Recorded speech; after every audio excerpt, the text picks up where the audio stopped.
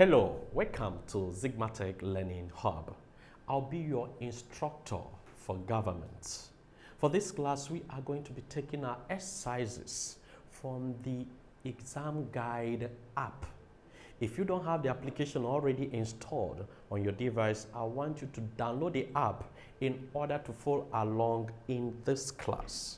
ExamGuide is a leading educational app that helps students prepare adequately for various exams like UTME, post-UTME, WAEC, GCE, KCPE, IJMB, JUPEB, BECE, SSCE, NCEE, NECO, etc.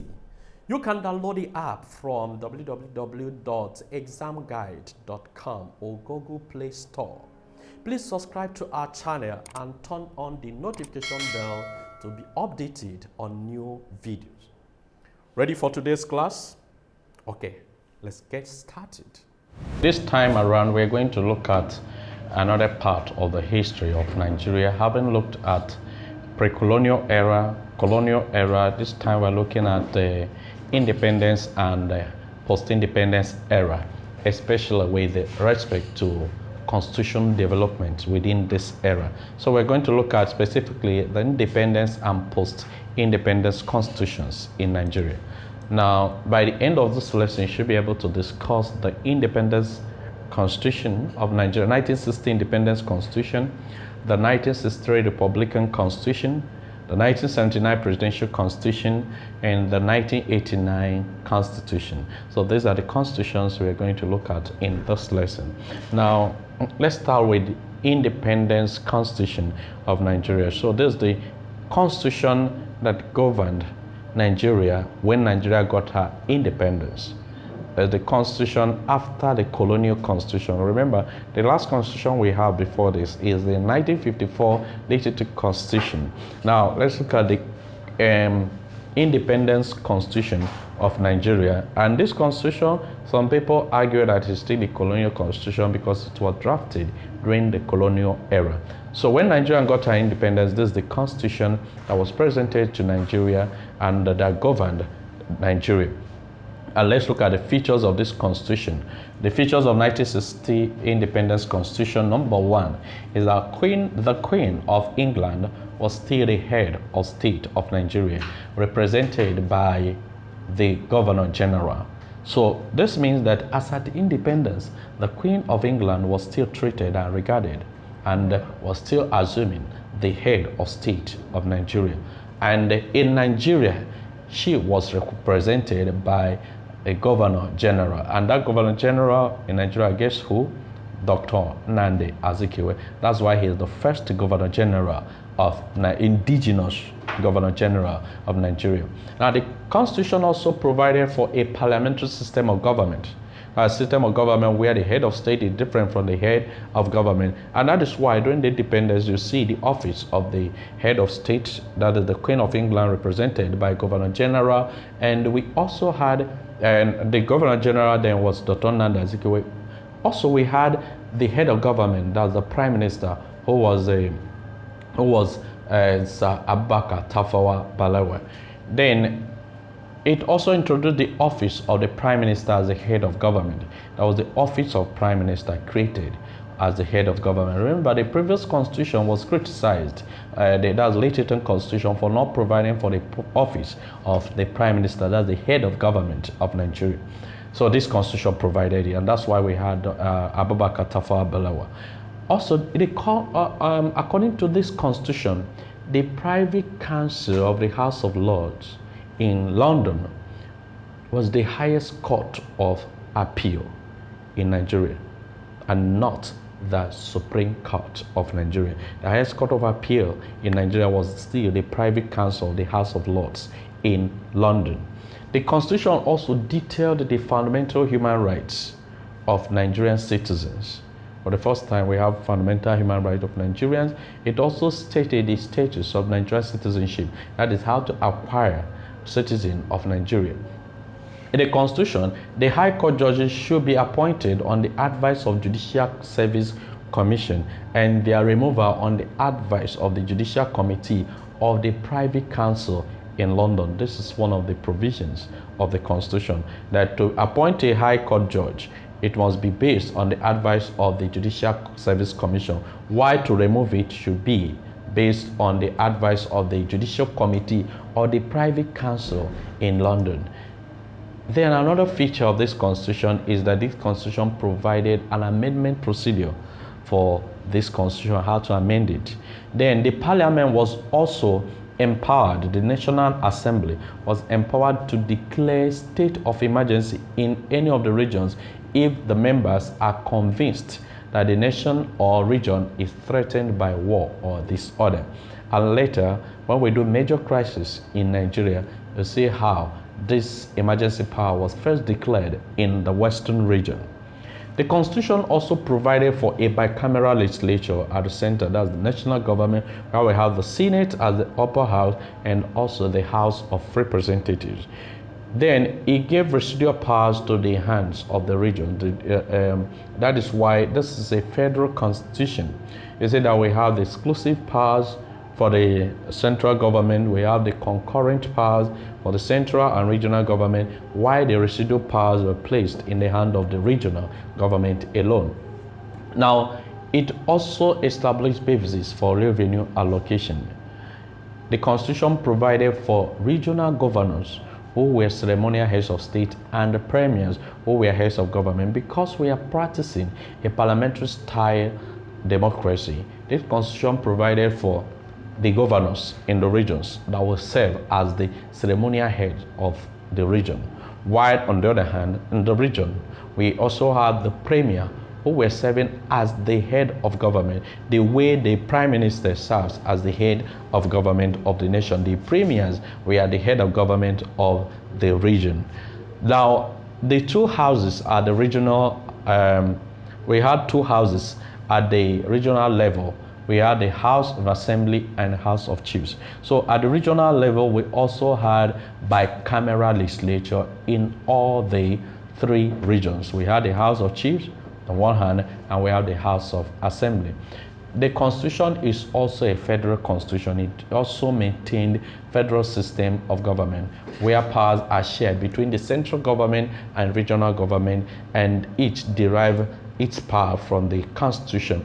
Then it also granted the Supreme Court the power of judicial review, that is to declare the action of any arm of government null and void based on its interpretation. But remember, the highest court of appeal remained the private council of the House of Lords in London. Now let's look at the problems of 1960 Independence Constitution. The criticisms against the Constitution include the following. One, the Queen of England remained the constitutional head of Nigeria even as independent, so which made that independence incomplete. So Nigeria was still directly under British rule. So the independence as pronounced was not complete because the Queen of England, Queen Elizabeth II, was still the head of state of Nigeria. Now, also we have this problem in this constitution. The Privy Council in the House of Lords in London, instead of Supreme Court, remained the highest court of appeal. It was the highest law court in Nigeria, but not in Nigeria. So how can people appeal to that court in Nigeria? Now, members of the Senate, another problem was that members of the Senate were appointed by regional government and not elected. So this made them to represent the regional government and not the people of the region. So the constitution was not a homemade constitution. It was still a colonial constitution because it was still made during colonial era. So our colonial masters were still part of the making of the constitution. So it's not a fully homemade constitution. So these were the problems, the criticisms leveled against this constitution, and this formed the basis of the new constitution that we call the 1963 Republican Constitution. That is when Nigeria became a republic. So this is the Republican Constitution. And remember, a republic is a kind of political system that is of form of government that is not under the rule of a monarch, where people elect a head of state that represents the people. Now let's look at, so Nigeria became a republic on 1st of October 1963.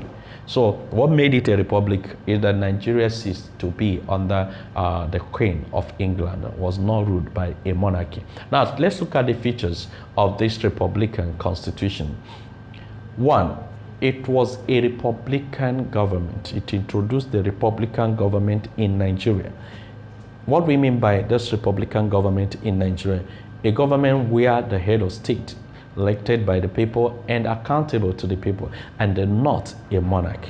And of course, for a fixed tenure of office. So another feature of this constitution is that the Queen of England ceased to be the head of state of Nigeria. She was no longer the head of state of Nigeria. The constitution said no to that. Instead, the president was the head of state. Now, the Supreme Court this time in this constitution became the highest court of appeal, and not the private council, or no longer the private council of the House of Lords. Now, the president was still, the president served as the ceremonial head of state. So the constitution introduced the office of the president for the first time in the history of Nigeria. This president served as the ceremonial head of the state.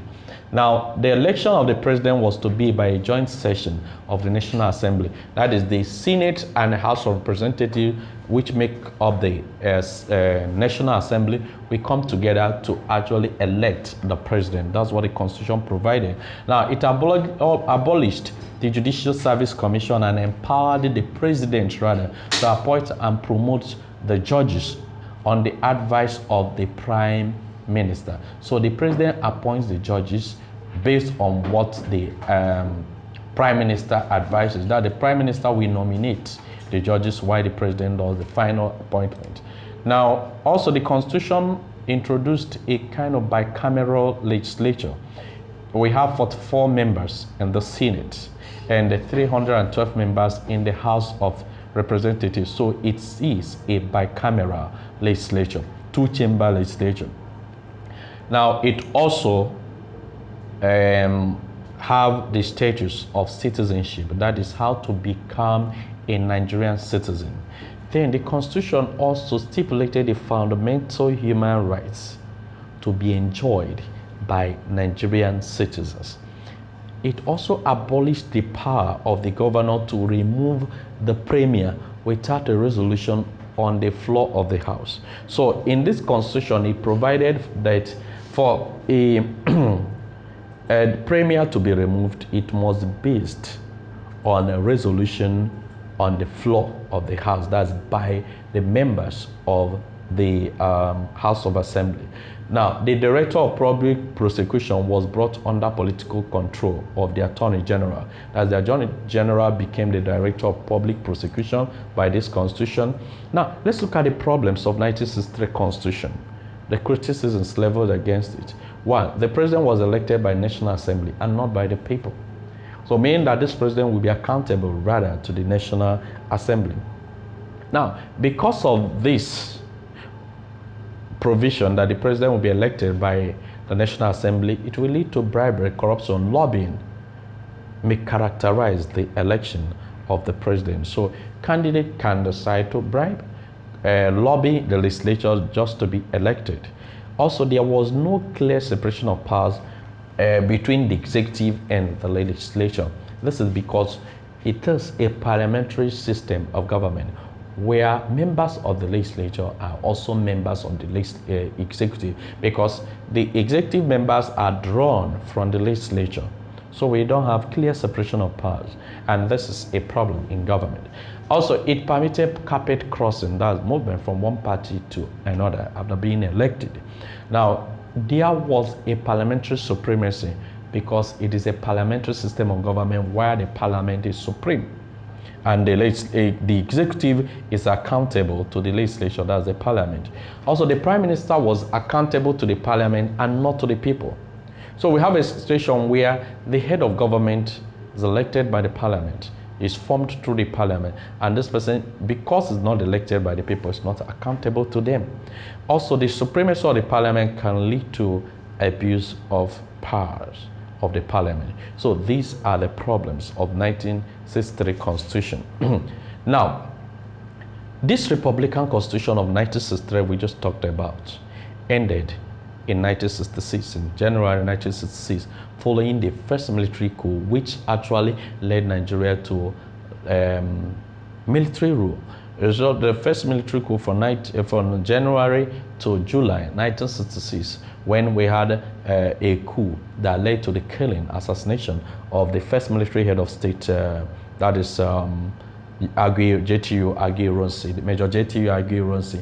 And we saw Gowon came into power. General Gowon came into power in 1966, and in 1975 he was removed from power, and General Murtala Mohammed took over power. Murtala Mohammed was assassinated in 1976, and his second in command, Olusegun Obasanjo, became the military head of state.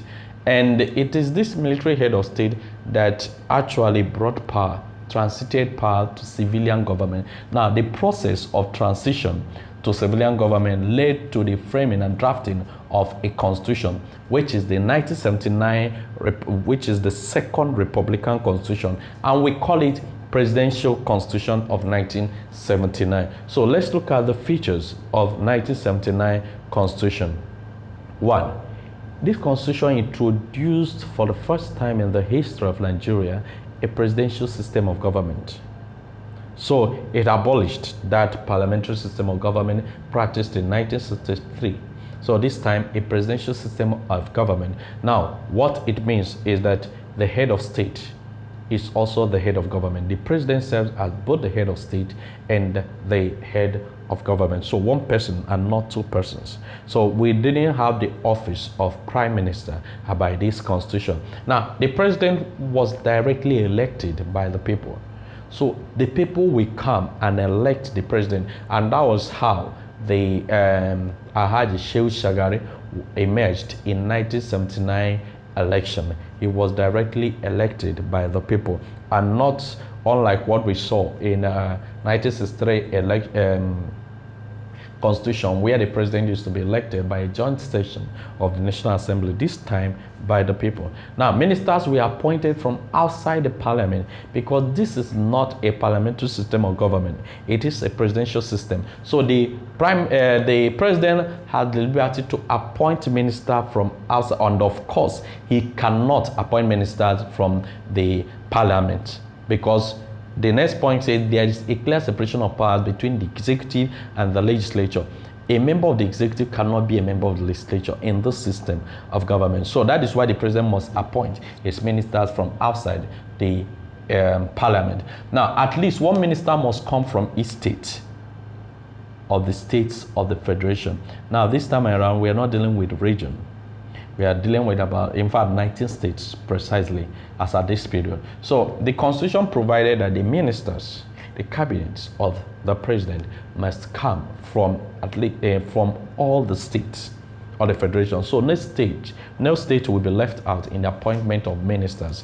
Now, the constitution provided for the office of the vice president for the first time in history of Nigeria, who is a running mate of the president during election. So after a primary election within the party, the party presidential candidate will pick a running mate, and if he wins, the running mate becomes the vice president of the country to deputize the president. Now, the president and his vice could be removed from office by impeachment. So you use impeachment process by the legislature to remove the president. It also provided for the office of the governors and deputy governors as the chief executive of the state. So for the first time, yes, in 1963 constitution, we had the governors, but they were just ceremonial heads of the regions. But this time, the governors are the executive heads of the region, because they combine ceremonial and executive powers. Also, the constitution, like we said, introduced for the first time in history of Nigeria the office of the deputy governors to assist the governors.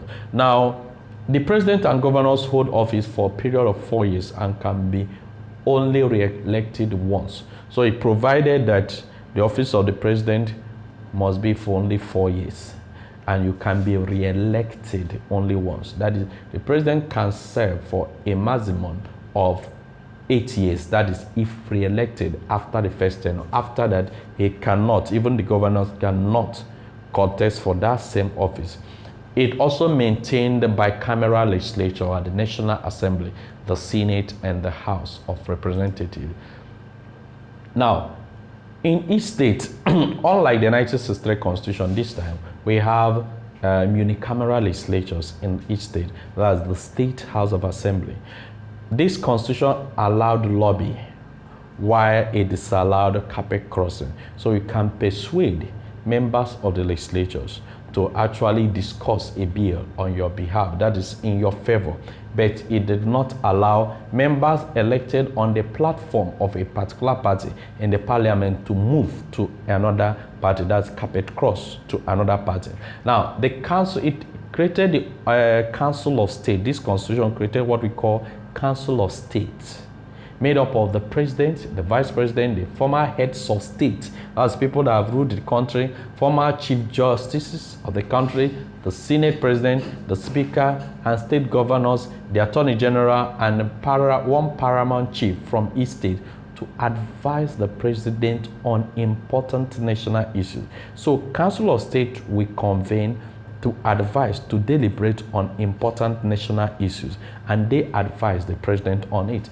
Now, it also created what we call the National Economic Council, which is chaired by the vice president with all state governors. Now, they discuss economic matters in the state.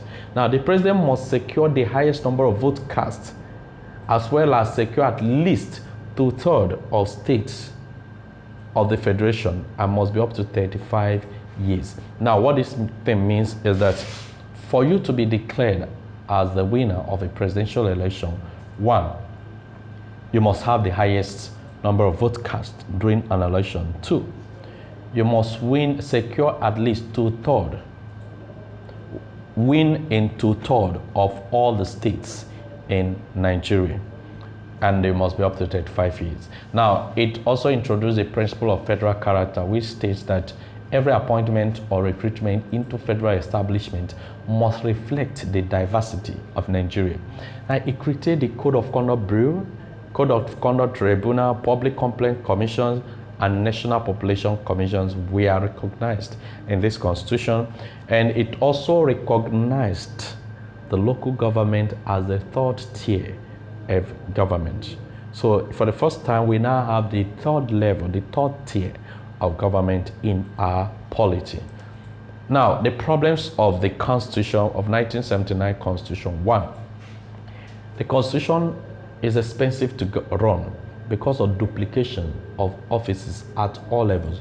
So you see the office of you see the arms of government, the 3 arms of government at the federal level. You see the 3 arms of government at the state level. You also see the 3 arms of government being maintained at the local level. So it makes the government very expensive.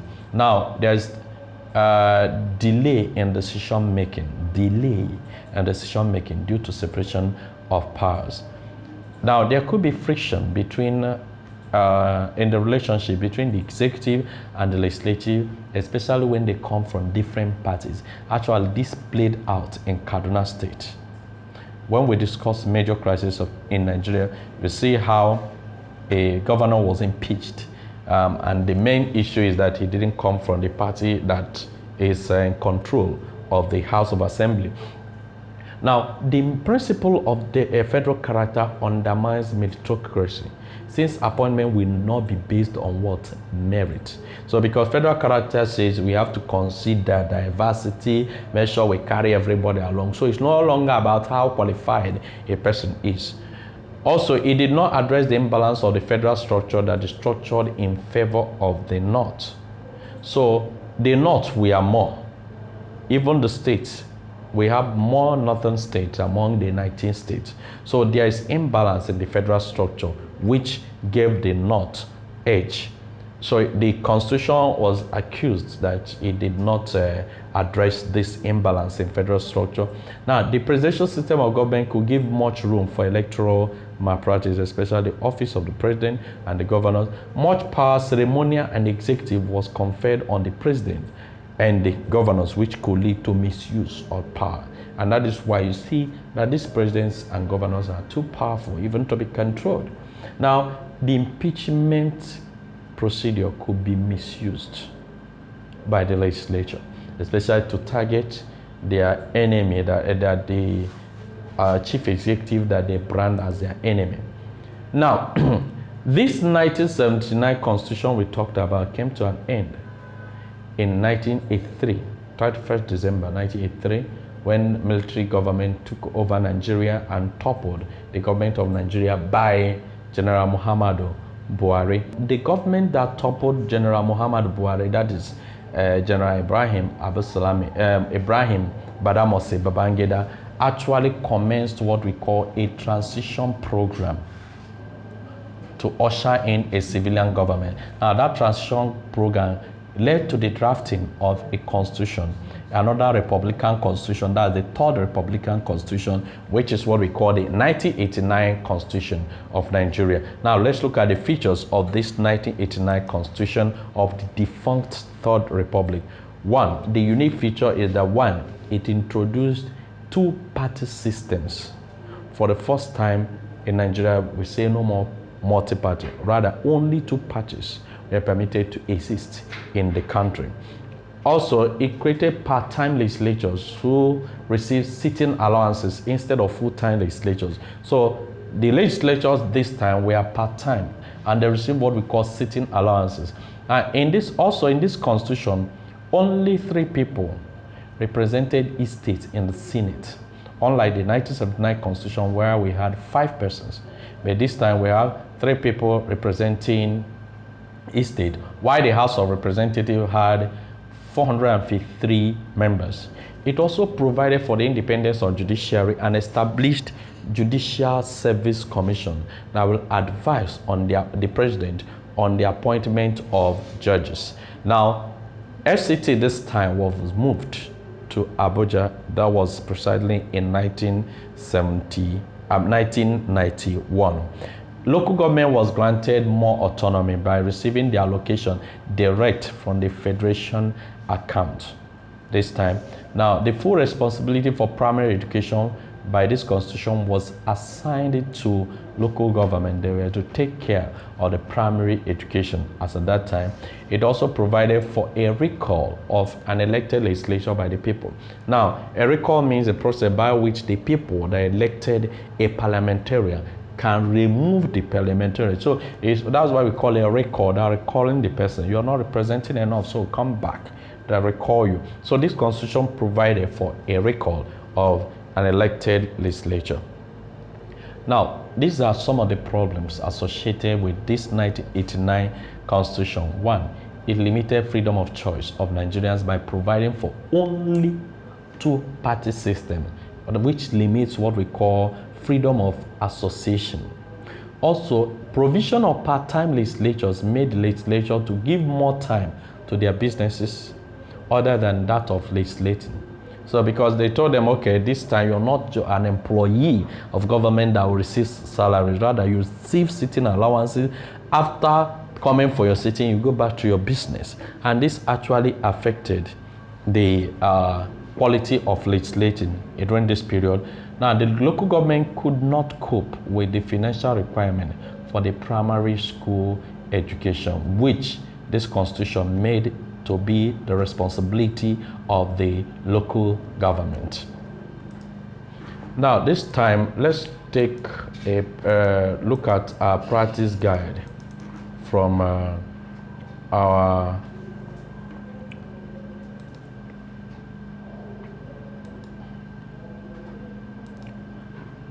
Now, we're going to take a practice on our exam guide, UTME, based on what we have done.